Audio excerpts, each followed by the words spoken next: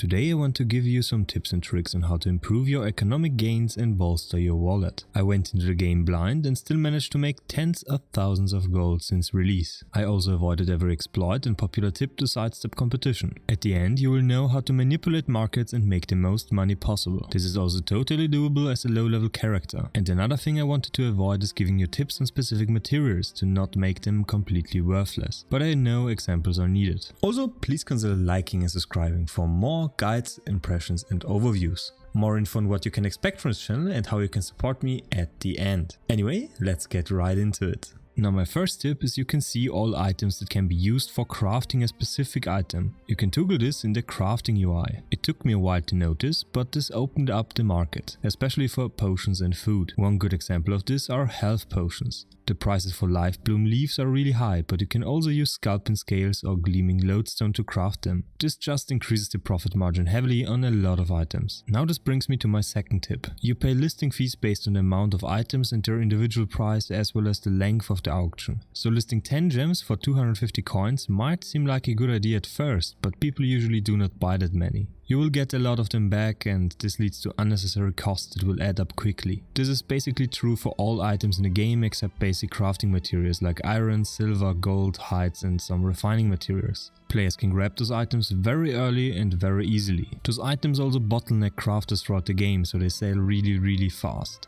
They are just needed for refining higher tier items and just crafting in general. If you follow this tip, it will also make sure to not oversaturate the market and keep the prices a bit higher than they usually would be. The third tip is to diversify.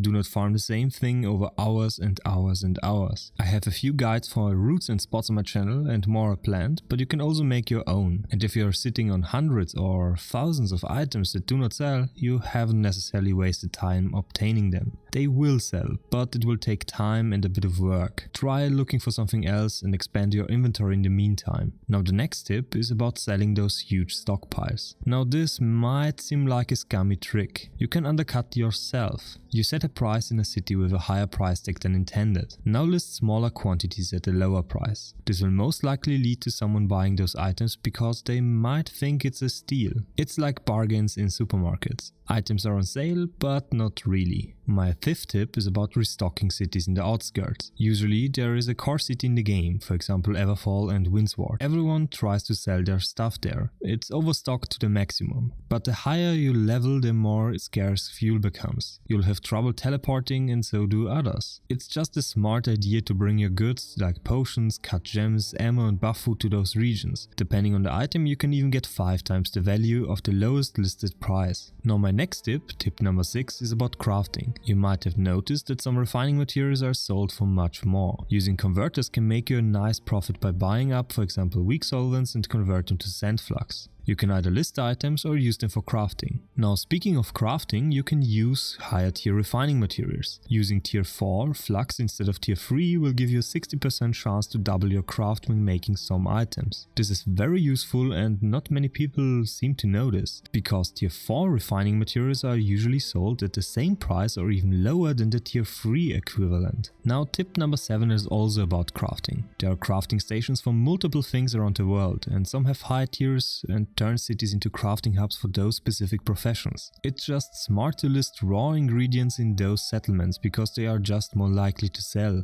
People need them for crafting, and if you're crafting for example buff food and you're missing one ingredient, you're more likely to pay a markup price instead of teleporting to a different city and buy those items at a lower price. The next tip is about when to sell. The game is based around wars and farming higher level zones. Players will want an advantage when they do those things. So you should time your sales around wars and when you notice your faction wants to take over a zone. List your consumables in the local and adjacent settlements and profit. Items will sell at a much higher price and frequency. My 9th tip is about selling gear.